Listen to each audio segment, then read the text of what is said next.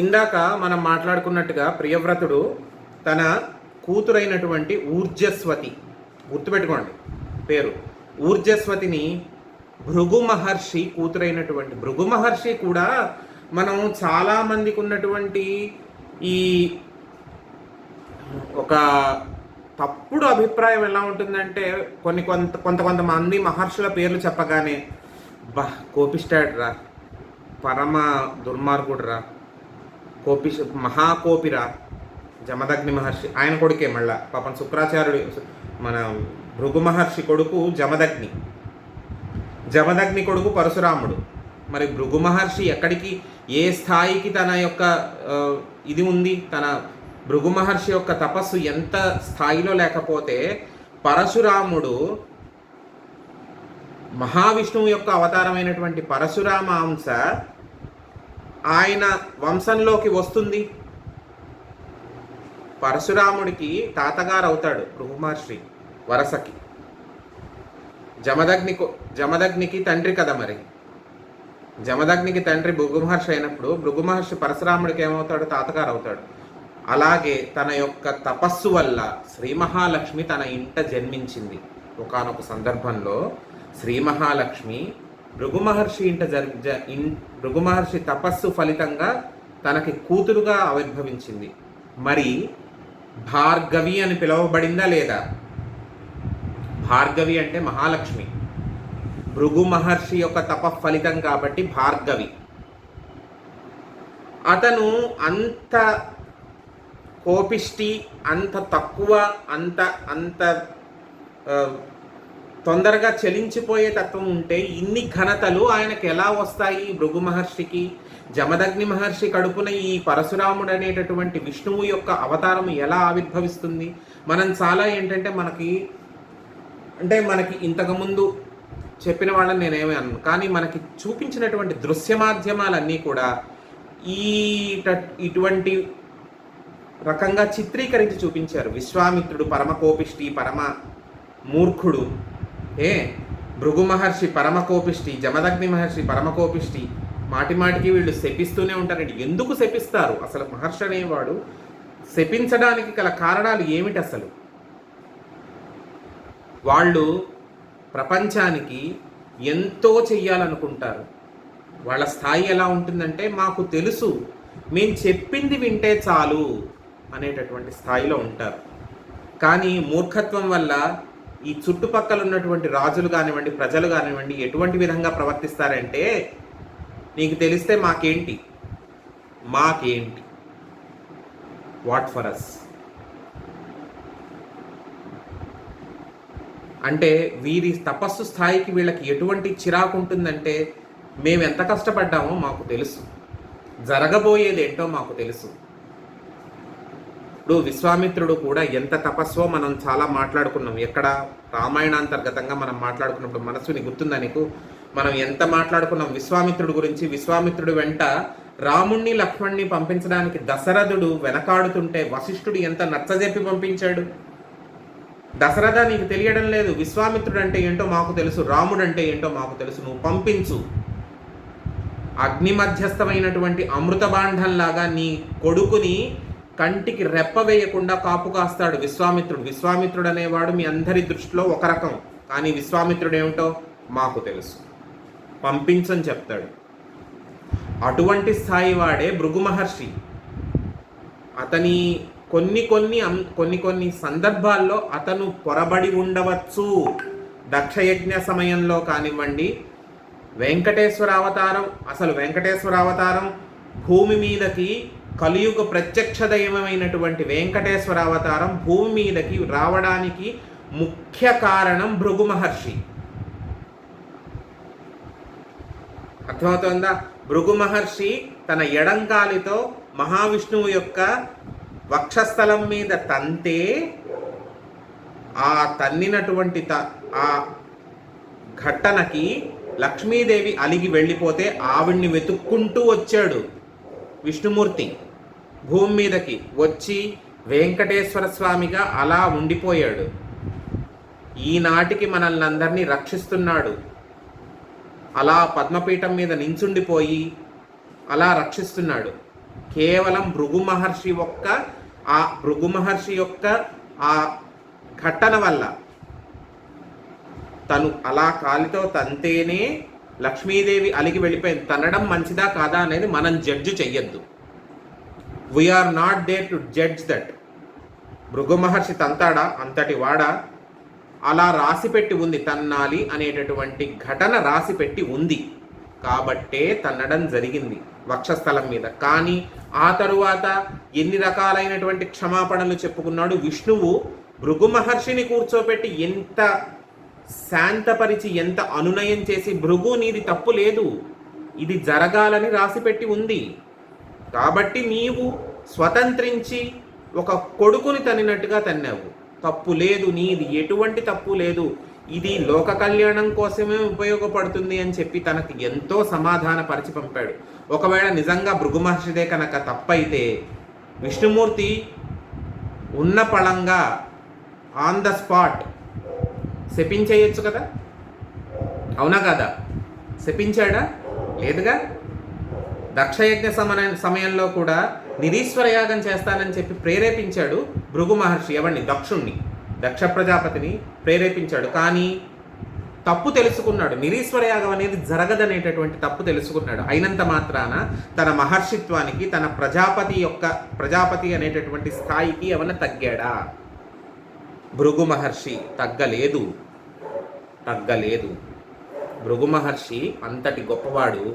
అతని కొడుకైనటువంటి శుక్రాచార్యుడు చాలా గొప్పవాడు. మనము ఎటువంటి భావనతో చూస్తామంటే, శుక్రాచార్యుడురా దేవతల గురువు, దేవతలు ఇన్ని అకృత్యాలు చేయడానికి కారణము శుక్రాచార్యుడే కారణం అని చెప్పి మనం చాలా తప్పుడు భావనలో ఉంటాం. చెప్తే వినకపోవడం వాళ్ళ తప్పు, మనది కాదు. గురువు చెప్పింది వినకపోతే శిష్యుడిది తప్పు. శుక్రాచార్యుడు బలి విషయంలో చెప్పాడు, బలికి కూడా చెప్పాడు, వచ్చిన వాడు విష్ణువు. నువ్వు ఏది ఎలా పడితే అలాగా నువ్వు ప్రమాణాలు చేసి నేను దానం చేస్తాననేటటువంటి ప్రమాణం చెయ్యొద్దు అన్నాడు. కానీ బలి చక్రవర్తి ఏం చేశాడు? మహాలక్ష్మీదేవి పట్టుకున్నటువంటి చేయి, ఇందరికి అభయంబులిచ్చు చేయి, కందువకు మంచి బంగారు చేయి అని చెప్పి అన్నమాచార్యుల వారు కీర్తన చేశారు. ఎవరి గురించి? విష్ణుమూర్తి యొక్క చెయ్యి గురించి చేశాడు ఆయన కీర్తన. అటువంటి చేయి దానం కోసం ఇలా నా చేతి కింద ఉన్నప్పుడు, నా చెయ్యి ఇలా పైన ఉన్నప్పుడు ఆ అదృష్టాన్ని కాదనుకోమంటావేమయ్యా? నువ్వు ఎంత గురువు అయినా సరే నీ మాట నేను ఒక్కసారి ఈ విషయంలో నేను పాటించను. దేవదేవుడు, లోకాలన్నిటికీ కావలసిందల్లా ఇచ్చేటటువంటి దేవదేవుడు శ్రీ మహావిష్ణువు, ఎవరి అనుగ్రహం, లక్ష్మీదేవి అనుగ్రహం ఎవరి వల్ల వస్తుంది? లక్ష్మీదేవి ఎవరి కనుసన్నల్లో ఉండి, లక్ష్మీదేవి ఎవరి అనుమతితో అందరికీ ఐశ్వర్యాన్ని అనుగ్రహిస్తుందో అటువంటి మహావిష్ణువు నా గృహానికి వచ్చి, నేను చేస్తున్నటువంటి యజ్ఞవాటానికి వచ్చి దానం పడితే అతని చేయి కింద అయితే, నా చేయి ఇలా పైన అయితే, ఆ ఇచ్చే భాగ్యాన్ని కాదనుకోమంటావేమిటి శుక్రాచార్యుడా? ఈ ఒక్క విషయంలో నీ మాట విననన్నాడు.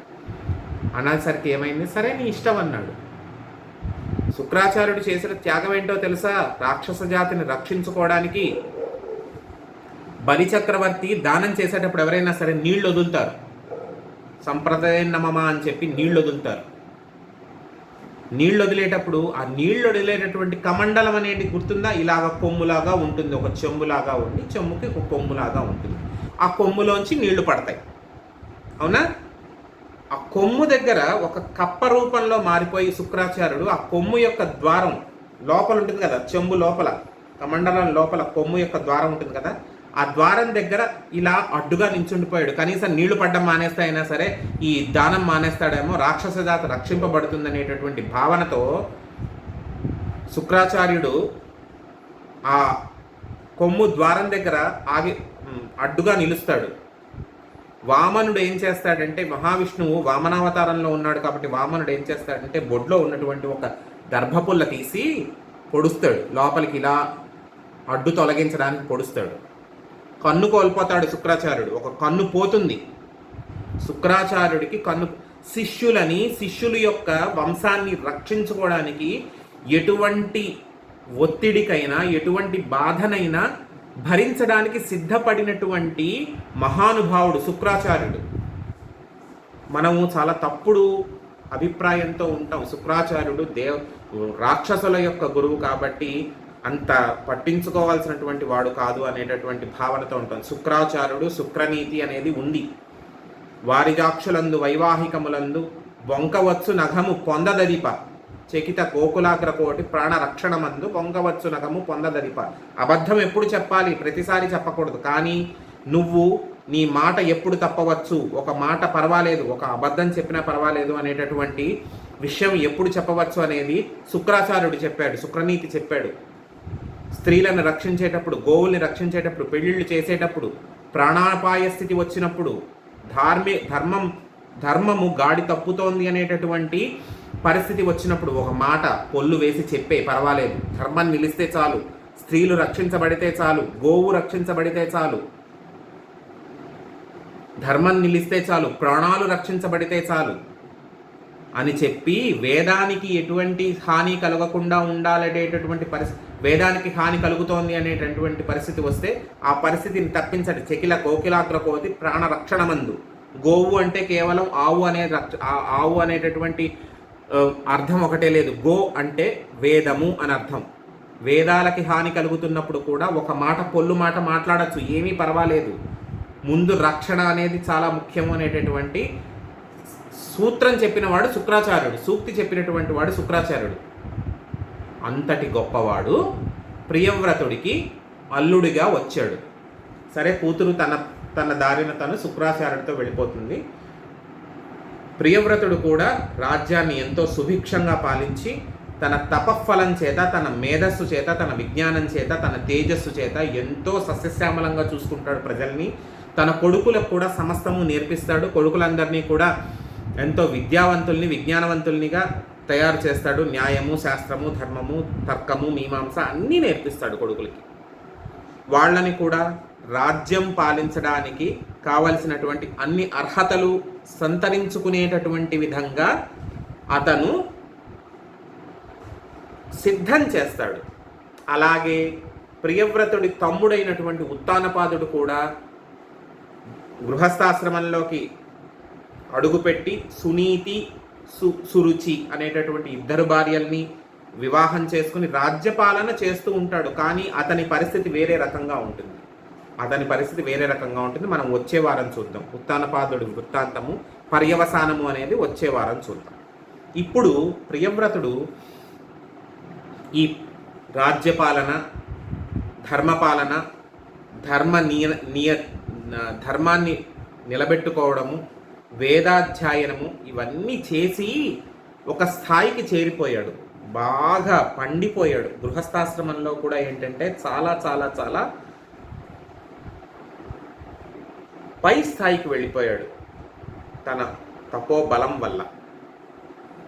ఇటువంటి తపోబలం వల్ల అతను ఆ స్థాయికి వెళ్ళిపోయేసరికి ఏం జరిగిందంటే, ఒకానొక సందర్భంలో అతను ఆలోచించడం మొదలుపెట్టి వెలుగు చీకటి అనేవి ఉన్నాయి. ఈ ప్రపంచంలో వెలుగు చీకటి అనేవి ఉంటాయి. చీకటి అనేది ఎందుకు ఉంది? ఈ చీకటి అనేటటువంటి దాని వల్లే కదా అజ్ఞానము అనేది కూడా వస్తుంది. చీకటి పడితే భయము, ఆందోళన సహజంగా ఉంటుంది. చీకటి పడితే ఎవరికైనా భయమే కదమ్మా, అవునా కదా? ఈ భయము, ఆందోళన ఇవన్నీ వస్తున్నాయి. అజ్ఞానము అనేటటువంటి పదార్థానికి పోలిక చీకటి అని అర్థము. ఇవన్నీ కూడా వస్తున్నాయి. వీటిని దూరం చెయ్యాలంటే మనం ఎంతో కొంత పరిశ్రమ చెయ్యాలని చెప్పి అతను తన యొక్క పుణ్యఫలాన్ని, ఇప్పుడు గృహస్థాశ్రమంలోకి వచ్చిన తర్వాత కూడా అప్పుడు ఉన్నటువంటి ఆ యుగంలో ఉన్నటువంటి పరిస్థితులు ఎలా ఉండేవంటే, నాకు ఎంత పుణ్యం ఉంది, ఇప్పుడు నా అకౌంట్లో బ్యాలెన్స్ ఎంత ఉంది అంటే జీపేలో మనం ఎలాగా చెక్ చేసుకుంటున్నాం, ఫోన్ మొబైల్ బ్యాంకింగ్ యాప్లో చెక్ చేసుకుంటున్నావా లేదా? అకౌంట్లో బ్యాలెన్స్ ఎంత ఉంది అనేది మొబైల్లో కూర్చొని చెక్ చేసుకుంటున్నావా లేదా? అలాగే అప్పటి పరిస్థితుల్లో ఎలా ఉండేదంటే పుణ్యఫలము ఎంత ఉంది అనేది ఒక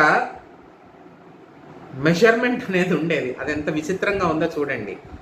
మనకి పుణ్యం ఎంత ఉంది, మన యొక్క పుణ్యము ఎంత ఉంది, ఏ స్థాయిలో ఉంది, అది ఎందుకు ఉపయోగించాలి. స్వార్థరహితం, స్వార్థం అనేది ఉండదు. పుణ్యాన్ని ఎందుకు ఉపయోగించాలి అనేటటువంటి అదేమిటండి, నేను ఇదంతా చేసింది నేను పుణ్యాన్ని కట్టబెట్టుకోవడానికి, నేను మోక్షానికి వెళ్ళిపోవడానికి, అంతేగాని ఈ పుణ్యాన్ని తీసుకెళ్ళి ఎవరికో ఎందుకు కట్టబెట్టడం అండి. ఈ స్వార్థం అనేది ఉండదు. అందువల్ల ఏం జరుగుతుందంటే, అందువల్లనే అలా స్వార్థరహితంగా ఉండబట్టే ప్రపంచం అనేది ముందుకు నడిచింది. ప్రపంచం అనేది ముందుకు నడవడానికి కారణం అలా అటువంటి మహానుభావులు స్వార్థరహితంగా, స్వార్థం అనేది ఏమాత్రము లేకుండా ప్రవర్తించడం వల్లనే ప్రపంచం అనేది ముందుకు జరిగింది. తన పుణ్యం ఎంత ఉంది అనేటటువంటి దాన్ని బేరీజు వేసుకుని దాన్ని ప్రపంచానికి ధారపోయాలని చూశాడు. బ్రహ్మదేవుడు కూడా హర్షించాడు ఆ విషయాన్ని. బ్రహ్మదేవుడు కూడా అప్రూవ్ చేశాడు. సరే, నువ్వేం చేస్తావో చెయ్యి, నా మాట నువ్వు విన్నావు కదా, గృహస్థాశ్రమంలోకి అడుగుపెట్టు, ప్రపంచాన్ని ముందుకు నడిపించు అంటే నువ్వు నా మాట విన్నావు. నువ్వు ఇప్పుడు చేస్తానన్న మాటని నేను ఆమోదిస్తున్నాను. ఎందుకంటే నువ్వు చేస్తానన్నది కూడా లోక కళ్యాణం కోసమే చేస్తున్నావు. ఆ విషయం నాకు తెలుసు. నువ్వు ఇప్పుడు ఏదైతే నీ పుణ్యాన్ని ప్రపంచానికి ధార పోస్తాను అని చెప్పి నువ్వు శపథం చేసి ఉన్నావో ఆ పని కూడా లోక కళ్యాణం కోసమే చేస్తున్నావు. కాబట్టి నీ ఇష్టం వచ్చినట్టుగా చెయ్యి, నేను ఆశీర్వదిస్తున్నానని చెప్పాడు బ్రహ్మదేవుడు. అతను ఏం చెప్పాడంటే, మేరు పర్వతానికి ఉత్తర దిశ నుంచి దక్షిణ దిశ వరకు తిరుగుతూ ఉంటాడు సూర్యభగవానుడు, ప్రత్యక్ష నారాయణమూర్తి.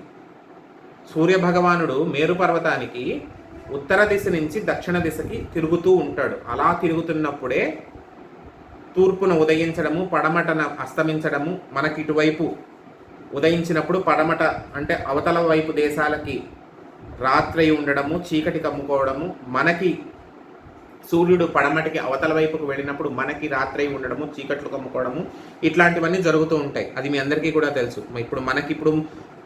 ఇప్పుడు నైట్ టైం నడుస్తోంది. అమెరికాలో, ఆస్ట్రేలియాలో this is a mid night. ఇప్పుడు 9 o'clock అయింది కదా, ప్లస్ 5 hours, 2 అయింది. అక్కడ 2 అయింది, మిడ్ నైట్ 2 o'clock. యూకేలో ఈవినింగ్ అవుతూ ఉంటుంది. అమెరికాలో ఎర్లీ మార్నింగ్. అవునా? అమెరికాలో this is an early morning. కానీ ప్రియవ్రతుడు అనుకున్నదేంటి, అసలు ప్రపంచంలో చీకటి అనేది లేకుండా నేను 7 రోజులు నేను సృష్టిస్తాను. అలాగా ఏ విధంగా? రథం ఎక్కి నేను వెళ్తాను. సూర్యుడు ఉత్తర దిశ నుంచి దక్షిణ దిశకి ప్రయాణిస్తూ ఉంటాడు, తూర్పు నుంచి పరమడికి అలా ఉదయాస్తమానాలు చూస్తూ ఉంటాడు. ఉదయంలో పూట తూర్పున ఉదయించడము, పడమట అస్తమించడము. మనకి పడమట, అవతల వాళ్ళకు తూర్పు అవుతుంది. అటువైపు వెళ్ళగానే మనకి ఇక్కడ చీకటి కమ్ముకోగానే ఇక్కడ నేను ప్రయాణం మొదలు పెడతాను. నా పుణ్యాన్ని వెలుగుగా మారుస్తాను, తేజస్సుగా మారుస్తాను, కాంతిగా మారుస్తాను. సూర్యుడు అటువైపు వెళ్ళి ఉదయించినప్పుడు ఇక్కడ చీకటి కమ్ముకుంటుంది కదా, ఈ చీకట్లని నేను వెలుగుగా మారుస్తాను. నా పుణ్యం వల్ల ఈ చీకట్లని నేను వెలుగుగా మారుస్తాను. ఒక తేజోవంతమైన, ఒక శక్తివంతమైన రథాన్ని నేను అధిరోహించి నేను ప్రపంచం మొత్తము అటు నుంచి ఇటు సూర్యుడితో సమానంగా, సూర్యుడు అవతల పక్కన ఉంటే నేను ఇవతల పక్కన ఉండి నేను ప్రయాణిస్తూ ఎక్కడా కూడా చీకట్లు లేకుండా చేస్తాను. ఎన్ని రోజులు? 7 రోజుల పాటు. 7 రోజుల పాటు ప్రపంచం మొత్తం మీద ఎక్కడా కూడా చీకట్లు లేకుండా చేస్తానంటే అపర సూర్యుడిగా భాసిస్తాను అన్నాడు. అపర సూర్యుడిగా. అలా జరిగినటువంటి క్రమంలో ఏం జరిగిందంటే 7 రోజులు ప్రయాణించాడు ప్రియవ్రతుడు. సూర్యుడు అటు పట్టుకుంటే ప్రియవ్రతుడు ఇటు పక్క. సూర్యుడు అమెరికాలో ఉన్నాడు, అమెరికా సైడ్ ఉన్నాడు అనుకోండి, ఫర్ ఎగ్జాంపుల్ మీకు అర్థమయ్యేలా చెప్తున్నాను నేను. సూర్యుడు అమెరికా వైపు ఉన్నాడు అనుకోండి, ప్రియవ్రతుడు ఇండియా వైపు ఉంటాడు. సూర్యుడు ఇటు వచ్చాడు అనుకోండి, ప్రియవ్రతుడు అటు వెళ్తాడు.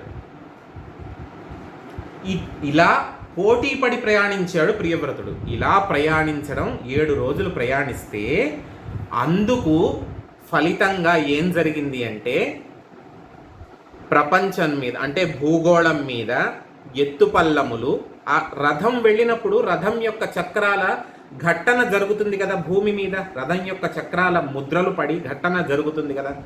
ఆ ఘట్టన వల్ల ఏం జరిగిందంటే భూమికి ఎత్తుపల్లములు దారులు ఏర్పడ్డాయి. ఆ ఏర్పడినటువంటి దారులు, పల్లాల్లోకి ఏర్పడినటువంటి దారుల్లో నీళ్లు నిడిచి అవన్నీ కూడా సప్త సముద్రాలుగా భాషించాయి. సప్త సముద్రాలుగా భాషించాయి. మనం జనరల్గా ఎవరైనా సరే కొంచెం మాట్లాడుకునేటప్పుడు సప్త సముద్రాలు దాటి వెళ్ళారండి, సప్త సముద్రాలు గడిచి వెళ్ళారండి అని చెప్పి మనం మాట్లాడుకుంటూ ఉంటాం. అవునా? సప్త సముద్రాలు దాటి వెళ్ళారు. ఆ సప్త సముద్రాలు దాటి వెళ్ళడం అనేది ఎక్కడి నుంచి మొదలైంది? ప్రియవ్రతుడు తన రథంలో అధిరోహించి ఆ రథపు ఘట్టనల వల్ల ఏర్పడినటువంటి దారులు ఏర్పడితే, ఆ ఎత్తుపల్లాలు ఏర్పడితే, ఆ పల్లపు దారుల్లో నీరు చేరడం వల్ల ఏర్పడినటువంటి సముద్రాలే ఈ సప్త సముద్రాలు. జాగ్రఫీ అనేది అక్కడి నుంచి క్రియేట్ అయ్యింది. ఏవి ఆ సప్త సముద్రాలు? లవణ సముద్రము, ఇక్షు సముద్రము, సురా సముద్రము, దధి సముద్రము, మండోద సముద్రము, శుద్ధోద సముద్రము, ఘృత సముద్రము. మళ్ళీ చెప్తున్నాను, సప్త సముద్రాలు ఏవి అంటే లవణ సముద్రము, ఇక్షు సముద్రము, సురా సముద్రము, దధి సముద్రము, మండోద సముద్రము, శుద్ధోద సముద్రము, ఘృత సముద్రము. వీటినే ఓషన్స్ అంటున్నాం మనం ఇప్పుడు బౌండరీస్ అవన్నీ నేర్చుకునేటప్పుడు, జాగ్రఫీ నేర్చుకునేటప్పుడు we are learning about the oceans and continents. అవునా కాదా? ఖండముల గురించి, సముద్రాల గురించి, మహాసముద్రాల గురించి మనం మాట్లాడుకుంటున్నామా లేదా? సోషల్ చదువుకునేటప్పుడు, జాగ్రఫీ చదువుకునేటప్పుడు, భౌగోళిక శాస్త్రము చదువుకునేటప్పుడు మాట్లాడుకుంటున్నామా లేదా? అవే Arctic Ocean, South Atlantic Ocean, North Atlantic Ocean, North Pacific Ocean, South Pacific Ocean, Indian Ocean and Antarctic Ocean. వచ్చేసిందా లేదా మీకు? జాగ్రఫీ దీంట్లో కలిసిందా లేదా మీకు కావాల్సినట్టుగా? Your doubts. అవునా కాదా? ఇప్పుడు జాగ్రఫీ ప్రకారం వీ హ్యావ్ 5 ఓషన్స్. ఆ ఓషన్స్ ఏంటి? Arctic ocean, Atlantic ocean, Pacific Ocean, Indian Ocean and Antarctic ocean. వీటిల్లో ఒక 2 మాత్రం మళ్ళీ డివైడ్ అవుతాయి. Atlantic Ocean is bifurcated as South Atlantic and North Atlantic. Pacific is also divided as South Pacific and North Pacific. Antarctic ఓషన్ని తర్వాత Indian ఓషన్కి కొంచెం ఎక్కడో కొంచెం సంగమం అనేది ఉంటుంది, ఎక్కడో కలిసే స్థాయి ఉంటుంది.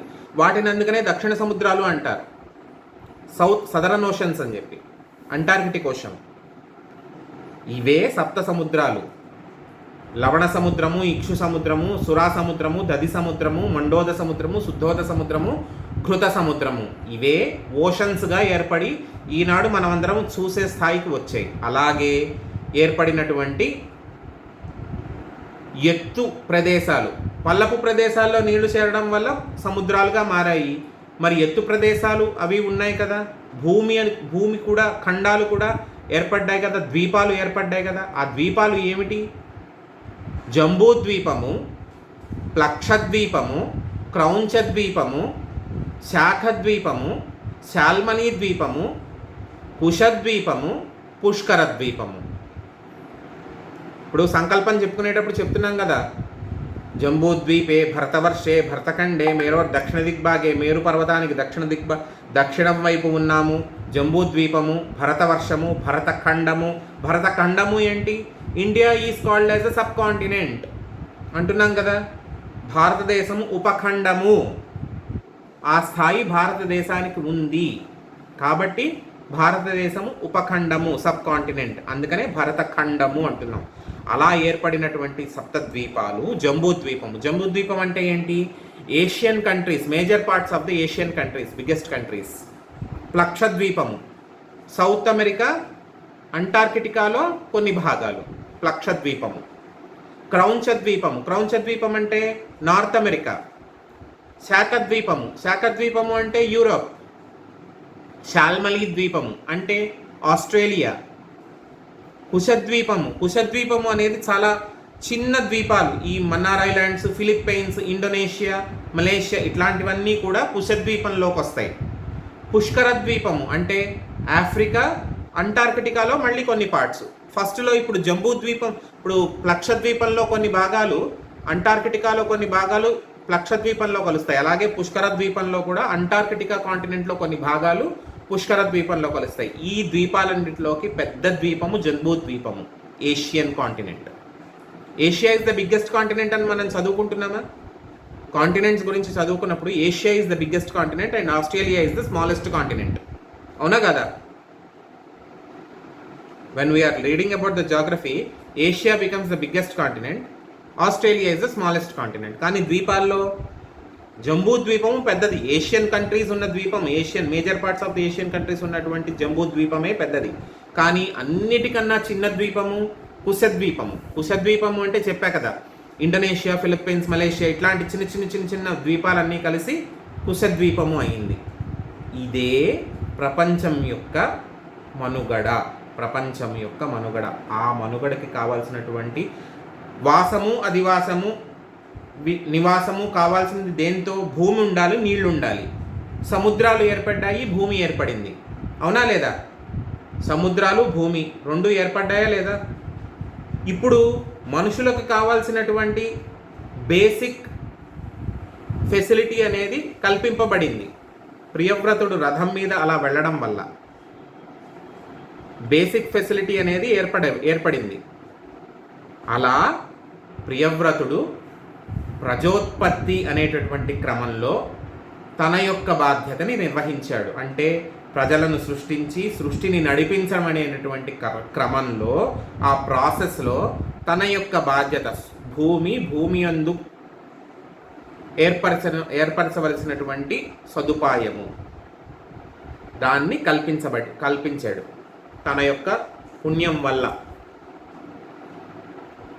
ఇప్పుడు ప్రియవ్రతుడు తను అనుకున్నట్టుగా తన కొడుకులకి రాజ్యాన్ని అప్పగించేసేసి మోక్షానికి, బ్రహ్మదేవుడి యొక్క అనుమతితో మోక్షానికి వెళ్ళిపోతాడు. తపస్సు చేసుకుని మోక్షానికి వెళ్ళిపోతాడు.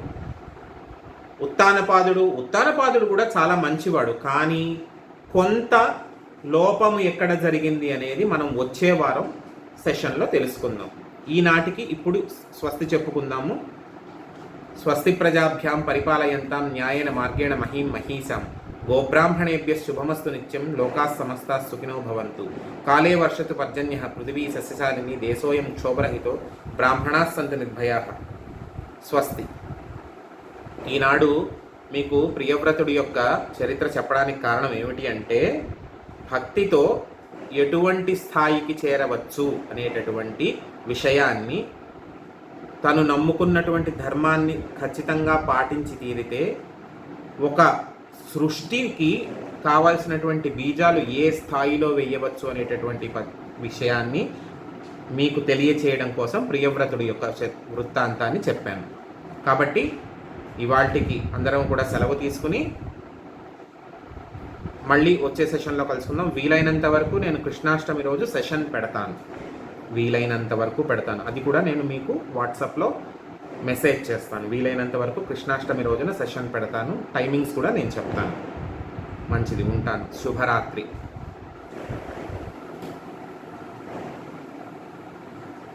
Record.